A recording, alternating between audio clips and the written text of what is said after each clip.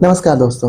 आकाशवाणी ईटानगर का regional news unit आपके लिए फिर से लेकर आया है एक खास कार्यक्रम। मैं हूं मनोज कुमार शर्मा और आज के इस प्रोग्राम को हमने एक छोटा सा टॉपिक दिया है जिसका नाम रखा है मिट्टी से सफलता की ओर, खेतों और किसानों का सशक्तिकरण।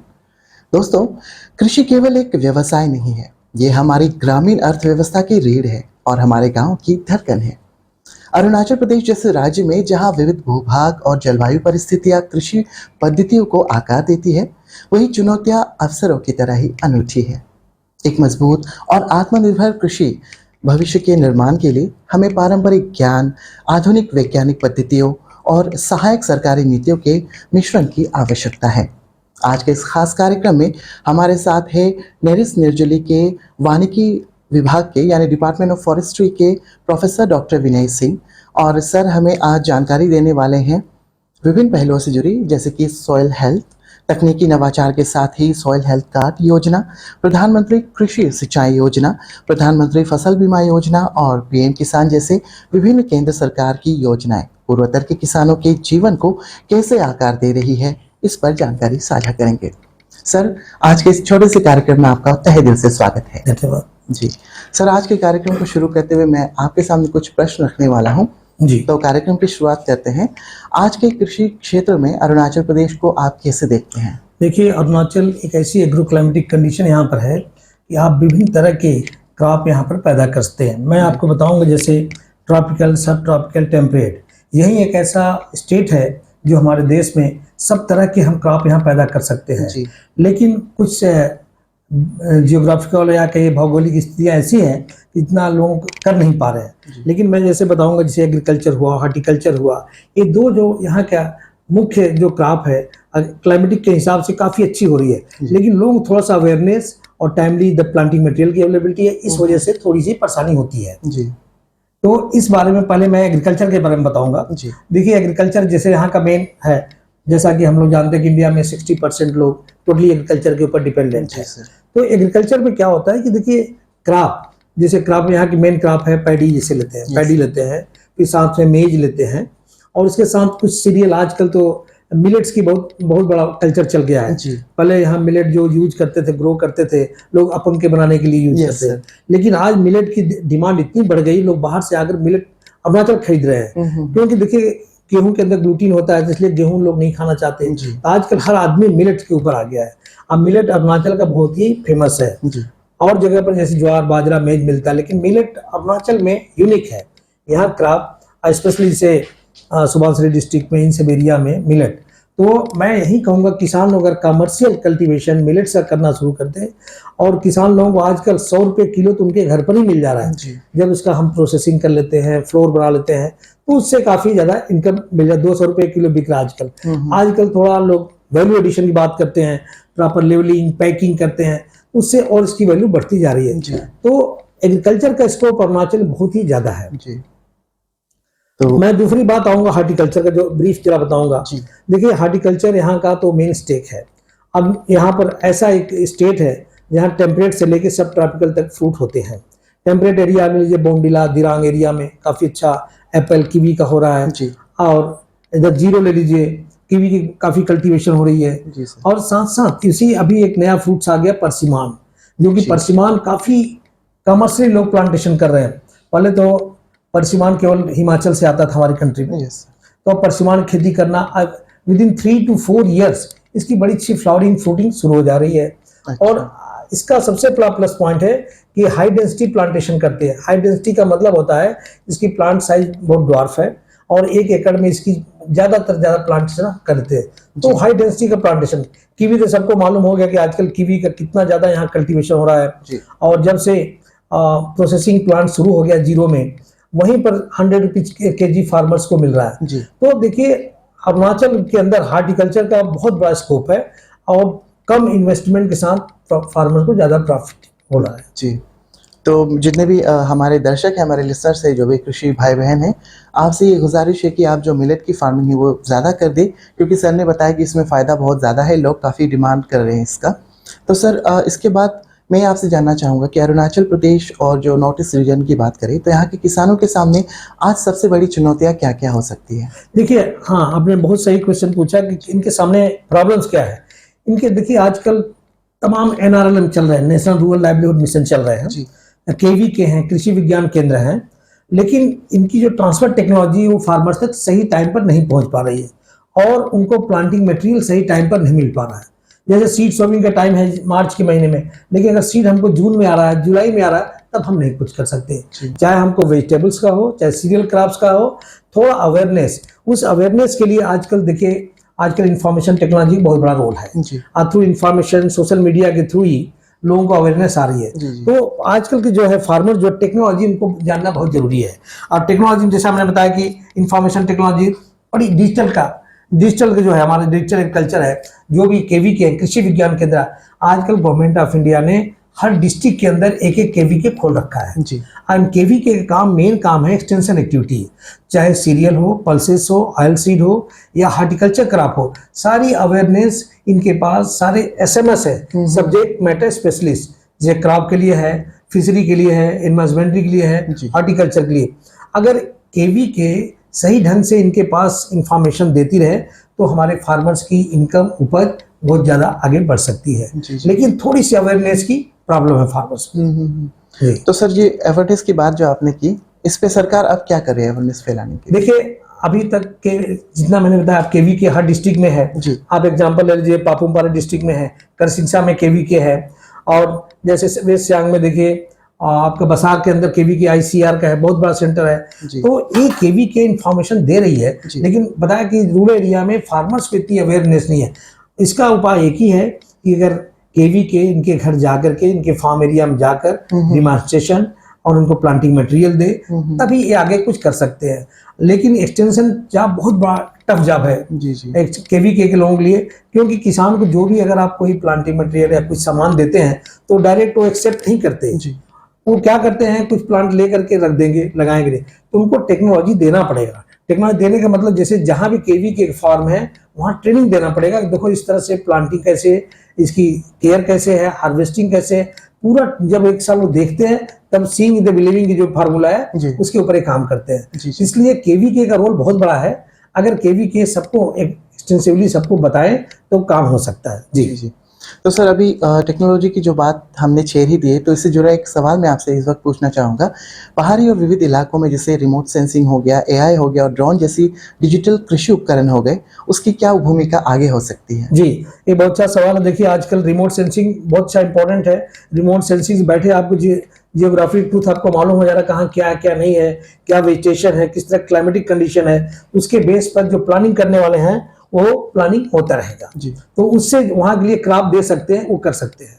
लेकिन अब क्या है कि फार्मर्स के पास तक जाना चाहिए इंफॉर्मेशन, तभी हो पाएगा।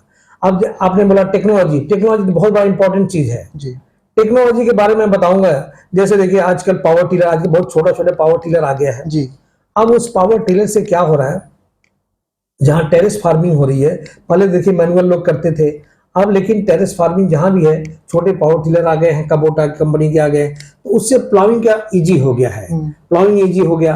दूसरा बात, आजकल अभी सारे टूल्स जैसे ट्रेनिंग के, अभी जैसे नेरिस में एग्रीकल्चर इंजीनियरिंग डिपार्टमेंट ने कुछ टूल्स डेवलप किया है उन्होंने प्रूनिंग का, पाइनएप्पल के लीफ की प्रूनिंग करने के लिए। बिकॉज बहुत डेंस हो जाता है तो प्रून नहीं करेंगे तो पहुंच नहीं पाते, तो प्रूनिंग के लिए यहाँ डेवलप किया है। वो अगर इस तरह का ऑलरेडी यहाँ डिमॉन्स्ट्रेशन चल रहा है। पैडी हार्वेस्टिंग के लिए उन्होंने मशीन डेवलप किया है। ये सब जो टेक्नोलॉजी ऑलरेडी जिसे नियर बाई एरिया में 0 तक लोग जाते हैं, लेकिन और रिमोट एरिया में हमारा ये पहुंच नहीं पा रहा है। तो इनको जो हम जब सब जगह इनको किसान भाई लोगों को ये डिमॉन्स्ट्रेशन और थोड़ी subsidize, even government of India सबको सब्सिडी रेट में दे रही है। आपको मालूम, जैसे आपने पूछा कि गवर्नमेंट ऑफ इंडिया क्या कर रही है, 1 ड्रॉप मोर ड्रॉप की जो फार्मूला चल रहा है, तो उसमें इरिगेशन सिस्टम पे 50% सब्सिडी गवर्नमेंट दे रही है। आइदर वो लोग ड्रिप इरिगेशन कर रहे हैं या स्प्रिंकलर सिस्टम दे रहे हैं। तो 50% सब्सिडी देकर देखिए हिली एरिया में स्प्रिंकलर ज्यादा फायदेमंद है, क्योंकि हिल एरिया है, यहाँ तो ड्रिप नहीं लगा सकते, तो स्प्रिंकलर इरिगेशन जो कि काफी प्रॉफिटेबल है।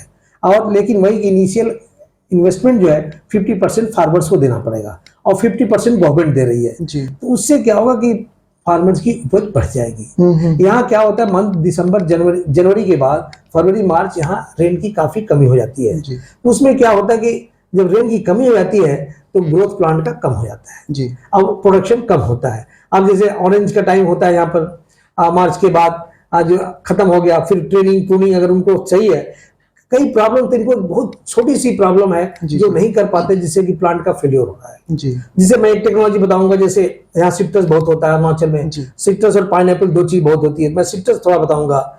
सिट्रस का प्लांटेशन ये लोग बाई सीड से करते हैं, सीडलिंग मेथड ही तैयार करके, जी। जिसकी लाइफ होती है करीब 6-7 ईयर में फ्रूटिंग आती है। जी। अगर इनको हम लोग बड़े प्लांट दें 3rd ईयर 4th ईयर पे, और उसकी साइज भी कंट्रोल होती है बड़े प्लांट की, तो अगर बड़े प्लांट फार्मर्स को मिल जाए तो प्रोडक्शन उनका बढ़ सकता है। अच्छा। और जिसको हम लोग बोल रहे हैं high density, more number of per unit plant हम लोग प्लांटेशन कर सकते हैं। इस तरह से हम इनकी थोड़ा ट्रेनिंग प्रूनिंग। दूसरी एक प्रॉब्लम आती है स्टेम बोरर, जो कि आप देखेंगे सिट्रस जो है, जहां भी ऑरेंज प्लांटेशन है, गार्डन लोग साफ करते नहीं, पूरा गंदा रहता है। तो उसमें क्या होता है कि ग्राउंड लेवल में स्टेम बोरर अटैक करता है। स्टेम बोरर में क्या होता है कि एक इंसेक्ट है स्टेम बोरर, हल्का सा पहले ड्रिल करेगा और पूरा स्टेम को कट कर देता है। अब किसान लोग ऊपर ही देखते रहते हैं, उनको मालूम नहीं कैसे करना है। फिर उसमें हम क्या करते हैं, बड़ी इजीली साधारण वे में स्टेम बोरर को हम कंट्रोल कर सकते हैं। लेकिन उनको अवेयरनेस है, जहां भी अटैक किया है स्टेम बोरर, उसको सफाई करके और उसके अंदर कॉटन रुई लेकर के, आइदर केरोसिन या पेट्रोल लेकर के, अगर जहां छेद स्टार्टिंग किया है उसके अंदर भर दे और ऊपर बाहर से मिट्टी या साबुन का लेप लगा दे, तो उससे क्या होगा कि वो इंसेक्ट वही मर जाएगा। प्लांट है बहुत सारे, आप ऑरेंज के अंदर जाएंगे तो उनका स्टेम बोरर से प्लांट मर रहा है, स्टेम बोरर से।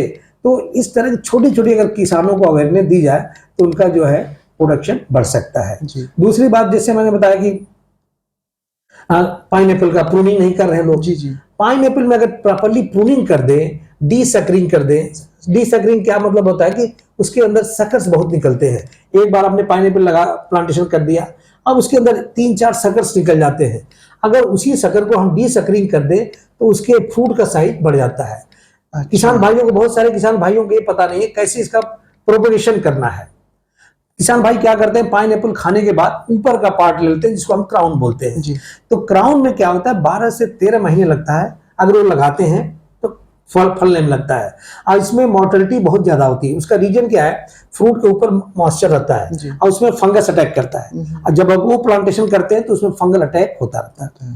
तो उससे बढ़िया जो सकर्स निकलता है, हमने जैसा डी सकरिंग बताया, डी सकरिंग से अगर वो लगाते हैं तो 9 से 10 महीने में फ्रूटिंग आने लगता है और फ्रूट की साइज भी होती है। अब इसमें 2 तरह के फ्रूट्स होते हैं, एक तो जाइंट क्यू है, एक क्वीन है। क्वीन जो होती है छोटी होती है टेबल पर्पज के लिए, और जाइंट क्यू का साइज जो था बड़ा, तो जहां प्रोसेसिंग जैम जेली जो बनाना है उसके लिए यूज किया। तो थोड़ी थोड़ी अवेयरनेस और ट्रेनिंग प्रोग्राम अगर दी जाए तो फार्मर्स की इनकम, जो हम आजकल बात कर रहे हैं, सब प्राइम मिनिस्टर की बात हो रही है, doubling income of the farmer, तो थोड़ी टेक्नोलॉजी के इंटरवेंशन से इनका प्रोडक्शन हम बढ़ा सकते हैं। जी सर, अभी आपने एक इरिगेशन सिस्टम की बात की थी जो सब्सिडाइज करके 50% तक किसानों को मिलता है। तो सर, अगर कोई किसान चाहे इसे लेना तो उसे किसको अप्रोच करना पड़ेगा? देखिए, आजकल डिस्ट्रिक्ट एग्रीकल्चर ऑफिसर हर स्टेट में डायरेक्टरेट ऑफ हॉर्टिकल्चर है, हर डिस्ट्रिक्ट में डीएओ है, डिस्ट्रिक्ट एग्रीकल्चर ऑफिसर। तो ये लोग उनको सब्सिडी पर उसको प्लान करके देते हैं। डिस्ट्रिक्ट एग्रीकल्चर ऑफिसर, आजकल हॉर्टिकल्चर डेवलपमेंट ऑफिसर है, डीओ है, ये सारी गवर्नमेंट एजेंसी डिस्ट्रिक्ट में है। ये लोग इनसे कंसल्ट करने पर, इवन इरिगेशन के अलावा इनको सीड्स, प्लांट, सारा काम है इनका देने का। अभी गवर्नमेंट ऑफ अरुणाचल ने एक रिसेंटली एक रिसर्च विंग खोला है, एक रिसर्च विंग खोला है जितने नए नए चीजों का रिसर्च का काम कर रहे हैं। डायरेक्टरेट ऑफ रिसर्च हॉर्टिकल्चर के अंदर में रिसर्च है, उसके प्रोजेक्ट डायरेक्टर रिसर्च हैं मिस्टर इगम बसार, जिसे काफी एक्टिविटी कर रहे हैं। इन लोगों से कंसल्ट करने से तब एक्टिविटी बढ़ सकती है। स्टेट, देखिए, सारा नोडल एजेंसी स्टेट गवर्नमेंट ही है। डायरेक्ट सेंटर से जो भी स्कीम आ रहा है स्टेट गवर्नमेंट आ रहा है, स्टेट गवर्नमेंट इनको ट्रांसफर करती है। और इसके साथ साथ जैसा आपने बताया केवी के भी लोग भी काम कर रहे हैं। तो यही अवेयरनेस की प्रॉब्लम आजकल काफी, जैसे आप लोग टीवी से या दूरदर्शन से, उसके माध्यम से भी लोगों को बहुत अवेयरनेस मिल रहा है। सोशल मीडिया का, जैसे फेसबुक हुआ, आजकल कोई चीज थोड़ा फेसबुक पर डालते हैं तुरंत ही लोगों को आजकल अवेयरनेस आती है। इसी के थ्रू सबको अवेयरनेस आ रहा जाता है। जी सर, बहुत बहुत शुक्रिया, आपने इतने सारे डिटेल्स में बता दिया, तो मुझे लगता है कि किसानों को काफ़ी फ़ायदा होने वाला है। सर, आपने अभी थोड़ी देर पहले पाइनएप्पल लीफ जो प्रूनिंग वाला आपने नेरिस ने डेवलप किया, ऐसा कुछ बताया था। इससे जुड़ा एक सवाल है मेरा, नेरिस जो है मशीनरी और छोटे खेतों के अनुकूल तकनीकों के अपनाने को कैसे सहायता करता है, या कोई नेरिस से सक्सेसफुल इनोवेशन या फार्मर रिसर्च कोलैबोरेशन के एग्जाम्पल सामने आए हैं? जी, आपने जो एग्रीकल्चर इंजीनियरिंग डिपार्टमेंट है यहाँ पर, जी। एग्रीकल्चर इंजीनियरिंग डिपार्टमेंट इन्होंने ऑलरेडी टूल्स का जो बताया मैंने कि पाइनएप्पल प्रूनिंग का कर दिया है इन्होंने, और इसके बाद पैडी हार्वेस्टर थ्रेसर जो किसानों के लिए बहुत अच्छा है कि फील्ड में ले जाकर के थ्रेसिंग कर ले। जी। अभी यहाँ पर आसाम के पास में जो हमारा बिपुरिया एरिया है, इधर काफी किसानों को जीरो में ले जाकर डेमो दिया गया है। तो अब देखिए हम लोग फ्री नहीं दे सकते, लेकिन डेमो दे सकते हैं, उनको डिमॉन्स्ट्रेशन दे सकते हैं, अवेयरनेस ला सकते हैं। जी। तो हमारे यहाँ एग्रीकल्चर इंजीनियरिंग काफी एक्टिवली इन्वॉल्व है इस सब टूल्स में। Already all India coordinated project है यहाँ पर, यही सब टूल्स को डेवलप करने के लिए, अर्गोनॉमिक्स का ये सारे हैं। इवन जाकर के जीरो एरिया या फार्मर्स को कृषि मेला भी लगाते हैं, उनको अवेयरनेस देते हैं, मेज सेलर भी है इनके पास। तो बहुत सारी जो आधुनिक चीजें हैं इसको काफी लोग यहाँ जा करके डिमॉन्स्ट्रेट कर रहे हैं। तो जैसे आपने बोला रिसर्च, तो हम लोग देखिए रिसर्च की काफी एक्टिविटी कर रहे हैं, लेकिन हम लोग एक्सटेंशन एक्टिविटी थोड़ी वीक है। एक्सटेंशन के लिए स्टेट गवर्नमेंट है, अगर वो लोग स्टेट गवर्नमेंट आएंगे तो हम लोग उनको कहेंगे भाई इस तरह की एक्टिविटी करो। तमाम प्रोजेक्ट जैसे फॉरेस्ट्री डिपार्टमेंट है, यहाँ पर बहुत सारे हम लोग सीडलिंग तैयार कर रहे हैं, पौधे तैयार कर रहे हैं, हम लोग फ्री ऑफ कास्ट दे रहे हैं, लोगों को अवेयरनेस दे रहे हैं कि लोग ले जा करके लगाएं करें। फॉडर के लिए भी प्रोग्राम हमारे यहाँ चल रहा है। जैसे देखिए रूरल एरिया में क्या है, लोग जानवर रखे लेकिन उनके पास फॉडर नहीं है, तो फॉडर के लिए भी हमारे डिपार्टमेंट से नेपियर ग्रास हम लोग लखीमपुर केवीके से ला करके प्लांटिंग करके लोगों को दे रहे हैं, भाई अवेयरनेस है लोगों को। इस तरह से काफी एक्टिविटी, लेकिन यहाँ रिसर्च का ही प्रोग्राम है, एक्सटेंशन का थोड़ा कम है। कुछ एक्सटेंशन एक्टिविटी बताया मैंने, टूल्स जो डेवलप किए गए हैं वो रूरल एरिया में दिए जा रहे हैं। जी। तो सर जैसे कृषि मेला जो आयोजित होता है उसमें आप लोग उनको आइडिया देते हैं कि किस तरह से इसका इस्तेमाल हो सकता है? जी, पूरा डेमो देते हैं फार्मर्स के फील्ड पर, जैसा बताया कि थ्रेसर पैडी थ्रेसर जाकर डेमो देते हैं किस तरह से किसान लोग थ्रेसिंग काम करते हैं। जहाँ 1 एकड़ के लिए उनको 10 दिन लगता था थ्रेसिंग करने के लिए, आजकल 1 एकड़ 1 दिन के अंदर थ्रेसिंग कर लेते हैं फार्मर। उनका कितना टाइम सेव हो रहा है। तो सर कृषि की बात करते हैं तो मिट्टी एक इम्पोर्टेंट फैक्टर होता है। तो सर अब मैं आपसे ये जानना चाहूँगा कि इस क्षेत्र में फसल उत्पादकता में सुधार लाने में सॉइल हेल्थ कार्ड स्कीम कितना इफेक्टिव रहा है? देखिए सॉइल कार्ड बहुत ही इंपॉर्टेंट चीज है, क्योंकि यहाँ किसानों को अवेयरनेस नहीं है कि इस मिट्टी में, लेकिन जैसे एग्रीकल्चर डिपार्टमेंट ये लोग आजकल तो वैन बना करके जाकर सॉइल सैंपल इकट्ठा करके ला रहे हैं। प्राइम मिनिस्टर का प्रोग्राम भी है हेल्थ कार्ड इशू करने का। उसके अंदर क्या करते हैं, सॉइल सैंपल ला करके अब उस सॉइल के अंदर NPK नाइट्रोजन फास्फोरस पोटास उसका लेवल क्या है, उसी हिसाब से फार्मर्स को अप्लाई करना पड़ेगा। यहाँ देखिए नॉर्थ ईस्ट में सबसे बड़ी समस्या है कि ये मैक्सिमम मतलब आपको मिलेगा ऑर्गेनिक मैटर है, ये केमिकल फर्टिलाइजर नहीं के बराबर यूज होता है। लेकिन अगर देखिए जितनी भी हाई यील्डिंग वैरायटीज है, हाई यील्डिंग वैरायटी कोई भी, चाहे पैडी की ले लें, मेज की ले लें, कोई भी, अगर हम इसमें केमिकल या मटेरियल नहीं देंगे ऑर्गेनिक मैटर तो प्रोडक्शन नहीं होगा। जो हम लोग बात करें डबलिंग इनकम का, तो हाई यील्डिंग वैरायटी जब लेंगे और जब उसको प्रॉपर इनपुट्स देंगे तभी हो पाए। तो उस केस में हेल्थ कार्ड का बहुत बड़ा इंपॉर्टेंट है। सॉइल हेल्थ कार्ड जो है उसी बेस पर हम लोग न्यूट्रिएंट को अप्लाई करेंगे तभी प्रोडक्शन बढ़ेगा। जो डबलिंग इनकम का काम बात कर रहे हैं, बिना उसके हम लोग प्रोडक्शन नहीं बढ़ा सकते। ये अवेयरनेस किसानों को जरूरी लाना है। जी। तो सर जैसे किसानों की बात करें, सॉइल हेल्थ कार्ड की बात कर रहे हैं, तो दूर दराज के इलाके में हो सकता है अवेयरनेस नहीं हो, ये कराना है। अभी तो खैर बहुत समय हो गया इसको किए, फिर भी अगर किसी को जानकारी नहीं है तो वो इस बारे में और अधिक जानकारी कहाँ? देखिए जानकारी के लिए सबको नोडल एजेंसी है एग्रीकल्चर डिपार्टमेंट, एग्रीकल्चर और हार्टिकल्चर दोनों का रोल है, और दोनों के पास सॉइल साइंटिस्ट होते हैं। ये दोनों सॉइल सैंपल कलेक्ट करते हैं फील्ड से, सॉइल सैंपल कलेक्ट करने के बाद एनालाइज करते हैं। पीएच तो आजकल ऐसा है कि वहीं पर जाकर बता सकते हैं कि एसिडिक है, अल्कली सॉइल है, तो उसके हिसाब से तो वही बताते हैं फील्ड में। लेकिन एनपीके के बाद उनको लैब में ला करके तभी करना पड़ता है। एनपीके का लागत करके फिर उनको बताएंगे आपको कितना क्या अप्लाई करना है। तो ये देखिए स्टेट गवर्नमेंट ऑलरेडी ये सब काम कर रही है, लेकिन वही अवेयरनेस की जो आप बताया, अब जहां तक कम्युनिकेशन है, गाड़ी जा रही है, वहां तक लेबोरेटरी जा रहे हैं लोग, यही है। अदरवाइज थोड़ा रिमोट एरिया में भी लोगों को, लेकिन अवेयरनेस बहुत ज्यादा आ गई है आदमी के अंदर आजकल। जी सर एक बात और मैं जानना चाहूँगा, एक्चुअली मेरे अंदर एक सवाल आ गया है। जब ऑर्गेनिक मैटर की बात कर रहे थे, जब सॉइल की बात करें, तो केमिकल जो मिक्स्ड है, ऑर्गेनिक मटेरियल, ये वो कैसे पहचाने उसको? हाँ, ये बहुत ही इंटरेस्टिंग है और बहुत ही सबको जानना चाहिए। देखिए ऑर्गेनिक की जो बात करते हैं हम लोग, बिना केमिकल वाली, अब लेकिन हर आदमी नहीं पैदा कर सकता। देखिए सिक्किम स्टेट बोलता है हम फुली ऑर्गेनिक है, मिजोरम बोलता है फुली ऑर्गेनिक है, अरुणाचल में कुछ लोग प्रोड्यूस करते हैं। लेकिन हमको ऑर्गेनिक में एक चीज देखना है कि अगर मान लीजिए काऊ डंग अप्लाई कर रहे हैं, अब काऊ डंग अगर किसी गाय को आपने जो चारा खिलाया है उसमें केमिकल फर्टिलाइजर था कि नहीं, वो बहुत जरूरी देखना है। जी। अगर वो केमिकल खाया तो गोबर के अंदर ही केमिकल मिलेगा होगा। दूसरी बात, किसान के लिए ये सर्टिफिकेशन बहुत टफ जॉब है। जी। किसान सर्टिफाई नहीं करता, इसके लिए सर्टिफाइंग एजेंसी है, जैसे टाटा वाले आजकल कर रहे हैं, स्कल कंपनी कर रही है, बेंगलोर कंपनियां। ये लोग क्या करते हैं कि आपका 2 से 3 साल तक पूरा डेटा कलेक्ट करेंगे, सोविंग से लेकर हार्वेस्टिंग तक, उसमें क्या क्या पड़ रहा है। जब वो मिल जाता है तब उसके बाद सर्टिफिकेशन। अच्छा, उनके चार्जेस बहुत हाई है, तो हर किसान इस काम को नहीं कर सकता। इसके लिए गवर्नमेंट एजेंसी जहां कहीं क्लस्टर बेस पर कोई प्रोडक्शन करे, एक पर्टिकुलर विलेज में क्लस्टर बेस पर, जैसे कार्डमम का माली प्रोडक्शन कर रहा है या ऑरेंज का प्रोडक्शन कर रहा है, कीवी कर रहा है, एक क्लस्टर बेस अप्रोच पर वहां पर गवर्नमेंट इसको इनिशिएटिव लेना पड़ेगा। बिकॉज इनके जो रजिस्ट्रेशन है, फी कास्ट है, ये बहुत कॉस्टली होते हैं। तो इंडिविजुअल फार्मर्स के लिए सर्टिफिकेशन, वैसे हम लोग जो प्रोड्यूस कर रहे हैं केमिकल नहीं अप्लाई कर रहे हैं, हम बोल रहे हैं कि ऑर्गेनिक है, लेकिन कोई बायर होगा बिना सर्टिफिकेट के ये बाई नहीं करेगा। ये है ऑर्गेनिक में थोड़ी सी किसानों के लिए समस्या है, इसके लिए पूरा सर्टिफिकेशन बहुत जरूरी है। अदरवाइज अरुणाचल में हम लोग कहाँ कोई केमिकल नहीं अप्लाई करता, सारे क्रॉप ऐसे कर रहे हैं, जो काउ डंग दे रहे हैं या लीफ लीटर्स जो भी है फॉरेस्ट की, उतना ही अप्लाई कर रहे हैं। तो नेचुरली दैट ये ऑर्गेनिक ही है, लेकिन मार्केट में जाने के लिए सर्टिफिकेट इनके पास नहीं, इसलिए इनको प्राइस नहीं मिलती। ओके, तो जितने भी कृषि दर्शक है जो सुन रहे हैं, लिसनर्स है, उन्हें ये बहुत ध्यान देने की ज़रूरत है कि भले आप ऑर्गेनिकली आप उगाए अपने चीज़ों को, अपने प्रोड्यूस को, लेकिन वो मार्केट में ऑर्गेनिक वैल्यू उसको मिलेगा या नहीं मिलेगा, ये आपको देखना पड़ेगा जी। जाके। जी सर, आपके विचार में प्रधानमंत्री कृषि सिंचाई योजना PMKSY ने अरुणाचल प्रदेश में सिंचाई में सुधार लाने में क्या प्रभाव डाला है?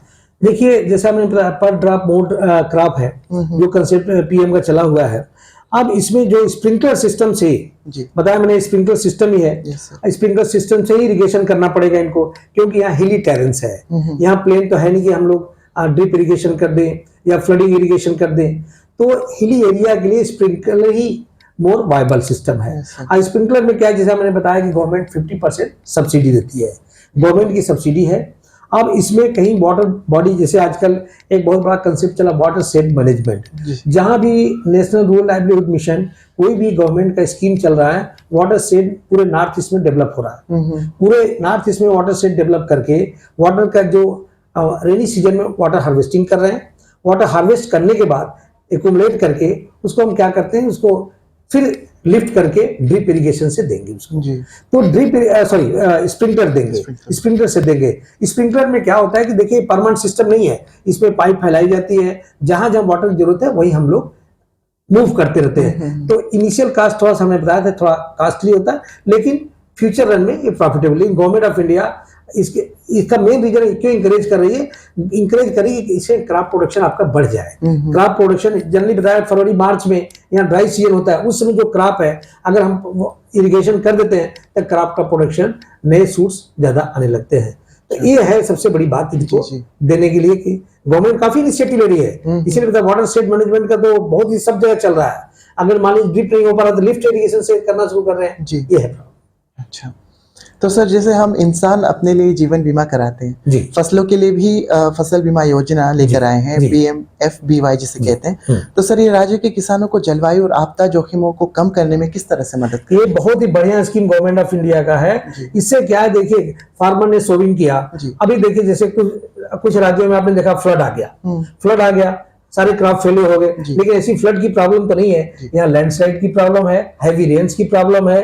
अगर कोई डिजीज आ गई, अगर क्रॉप इंश्योर्ड है तो एटलीस्ट फार्मर्स को इनकम मिल रहा है। ये सबसे बड़ा गवर्नमेंट का स्कीम है जिससे सारे फार्मर उनको बेनिफिट मिल रहा है। तो एक इंश्योरेंस का स्कीम तो आजकल अवेयरनेस आ गई है और सारे फार्मर से कर रहे हैं, उनको मालूम अगर क्रॉप फेल हो गया तो हमको मिल रही। अब देखिए एक और प्रॉब्लम यहाँ पर, जिसे जहाँ भी फार्मर्स क्रॉप प्रोड्यूस कर रहे हैं, फेंसिंग की थोड़ी प्रॉब्लम है, तमाम वाइल्ड एनिमल्स हैं यहाँ पर, यहाँ के जैसे लोकल जानवर मिथुन है और उससे भी काफी क्रॉप डैमेज हो जा रहा है। और जहाँ भी जनरली ये लोग मेज बनाना, जहाँ भी प्लांटेशन है मेज बनाना तो पूरी तरह से, तो उस केस में भी गवर्नमेंट से इनको इंश्योरेंस जहाँ है, इंश्योर्ड है, इनको बेनिफिट मिल रहा है। तो गवर्नमेंट का इंश्योरेंस स्कीम बहुत ही फायदेमंद किसानों के लिए हुआ है। जी, तो सर मुझे ऐसा लग रहा है, लेकिन इससे पहले इनको इंश्योरेंस कराना पड़ेगा। इंश्योरेंस कराना पड़ेगा, ऐसा नहीं कि क्रॉप लगा दिया हो गया, उनको इंश्योरेंस कराना पड़ेगा, प्रीमियम देना पड़े तब उनको मिलता है जब डैमेज होता है। जी सर, मैं आपसे पूछने ही वाला था, अगर किसी ने इंश्योरेंस नहीं कराया हो तो वो क्या कर रहे हैं? नहीं, उसके केस में नहीं होगा। पहले इसीलिए अवेयरनेस यही होना है कि सारे क्रॉप सोविंग से लेकर के हार्वेस्टिंग के बीच उनको सोविंग समय ही इंश्योरेंस करा लेना है। तो सर इंश्योरेंस कराने के लिए किसके पास जाए? इंश्योरेंस देखिए आजकल बताया एग्रीकल्चर डिपार्टमेंट खुद ही उनको लिंक कराते हैं, उनके आजकल प्राइवेट एजेंसीज हैं, वो आती हैं, पूरा एसेस करके वैल्यू करके करती हैं। ओके, पूरा वैल्यू कर लेंगे उसके बाद जी। ओके, तो किसान भाई और बहनों, आप प्लीज अपने फसलों का इंश्योरेंस जरूर कराएं जैसे हम अपने जीवन का कराते हैं। वेल सर, मैं आपसे अब पूछना चाहूँगा कि छोटे और सीमांत क्षेत्र में किसानों की फाइनेंशियल सिक्योरिटी को मजबूत करने में पीएम किसान इनकम सहायता की भूमिका में आप किस प्रकार से देखते हैं? देखिए ये बहुत ही बढ़िया स्कीम पीएम की चली, 6,000 इनको मिल रहा है।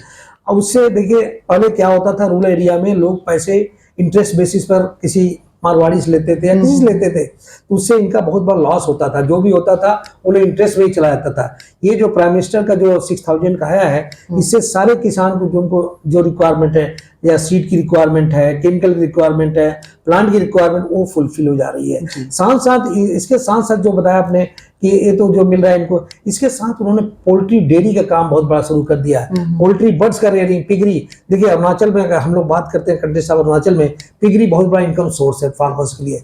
तो आजकल पिगलेट इवन देखिए जहां जैसे स्टेट गवर्नमेंट का है पिगरी फार्म है करसिंसा में, वहां से नई नई ब्रीड के पिगलेट सब्सिडाइज रेट में फार्मर्स को दिए जाते हैं। तो ये जो फार्मर्स को डायरेक्ट बेनिफिट मिल रहा है, डायरेक्ट कैश बेनिफिट मिल रहा है, इससे मिडिल मैन नहीं इन्वॉल्व है, इससे काफी उनको बेनिफिट मिल रहा है, वो जाकर डायरेक्ट खरीद करके ला रहे हैं, उनकी लाइवलीहुड इंप्रूव हो रही है। तो गवर्नमेंट की जितनी भी स्कीम चली, एटलीस्ट जो उनके पास उनके अकाउंट में डिपॉजिट हो रहा है, उससे बहुत बड़ा बेनिफिट उनको मिल रहा है। जी, तो मतलब देखा जाए तो किसानों को फायदा ही बहुत फायदा है इनको। जी, तो सर अब एक और सवाल आपके सामने कि ये सुनिश्चित करने के लिए कि केंद्र सरकार की जितनी भी योजनाएं हैं हमारे क्षेत्र में वास्तव में किसानों को लाभ सुनिश्चित करे, इसमें पॉलिसी और रिसर्च लेवल पर किस तरह से काम कर रहे हैं और आगे क्या क्या किया जा सकता है? देखिए जब हम लोग पॉलिसी की बात करते हैं तो जैसे रिसर्च इंस्टीट्यूशन, जैसे राजीव गांधी यूनिवर्सिटी हुआ, नेरिस्ट हुआ, और तमाम ऑर्गेनाइजेशंस हैं, जैसे हमने बताया कि रिसर्च विंग ऑलरेडी हॉर्टिकल्चर में खुला है। तो ये जितनी पॉलिसी या रिसर्च की एक्टिविटी है स्टेट गवर्नमेंट रिकमेंडेशन देती है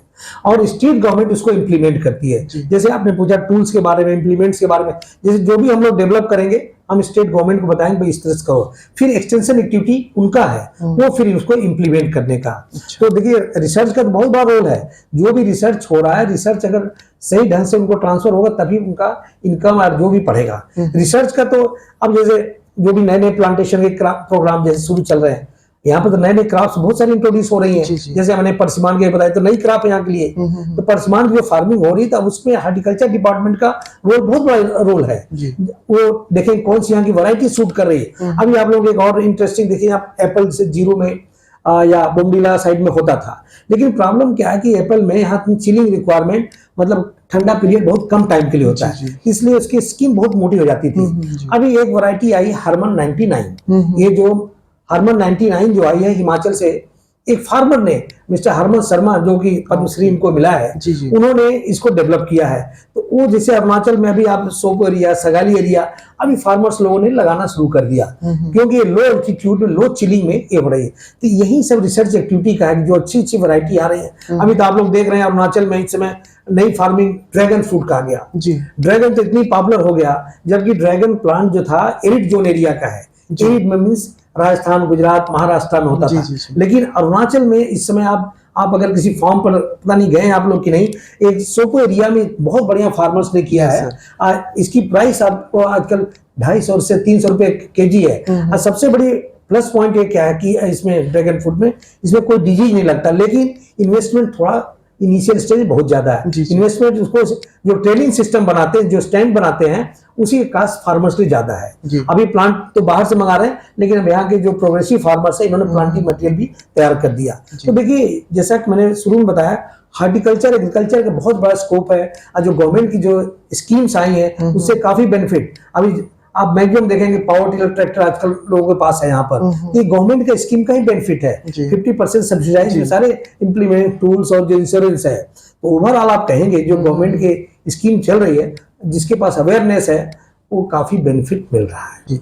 तो सर प्रोग्राम तो बहुत अच्छा रहा, समय कैसे शुरू हुआ कैसे जा रहा है पता नहीं चला, लेकिन प्रोग्राम को वाइंड अप करने से पहले मैं आपसे ये रिक्वेस्ट जरूर करूंगा कि आप हमारे जो दर्शक है, लिसनर्स है, उनको कुछ अपने तरफ से संदेश दें कि वो क्या कर सकते हैं आगे। देखिए, मैं किसान भाइयों से यही रिक्वेस्ट करूंगा, जो भी प्लांटिंग मटेरियल लगा रहे हैं उसका केयर मेंटेनेंस मैनेजमेंट बहुत जरूरी है। आजकल तो सोशल मीडिया के थ्रू सब लोग देख कर रहे हैं, तो मैं यही अनुरोध करूंगा, तो लेकिन थोड़ा एग्रीकल्चर हॉर्टिकल्चर मेहनत है, ये नहीं कि एक बार प्लांट लगा दिया उसके बाद हार्वेस्टिंग के टाइम ही जाए। तो मैं सबसे यही अनुरोध करूंगा, अच्छे किस्म के बीज, अच्छे किस्म के पौधे लेकर, थोड़ी जानकारी लेकर थोड़ा मेहनत करना पड़ेगा, जी। तभी प्रोडक्शन और इनकम उनको मिलेगा। और ये इनकम ही नहीं, उनके स्वास्थ्य के लिए भी बहुत लाभदायक। अपना प्रोड्यूस किया वो फल या सब्जी जो भी खाएंगे, उनका उनके हेल्थ में सुधार होगा। ये बहुत बड़ी बात है आज के दिन में। सर हमारे सभी लिसनर्स, सभी तमाम दर्शकों को आपने इतनी सारी जानकारी दी, उसके लिए आपका बहुत बहुत धन्यवाद। धन्यवाद दोस्तों, इसी के साथ ये खास कार्यक्रम यहीं पे खत्म होता है। Regional news unit Akashvani Itanagar से मैं मनोज कुमार शर्मा अपने पूरे टीम के साथ अब लेता हूँ इजाजत। नमस्कार।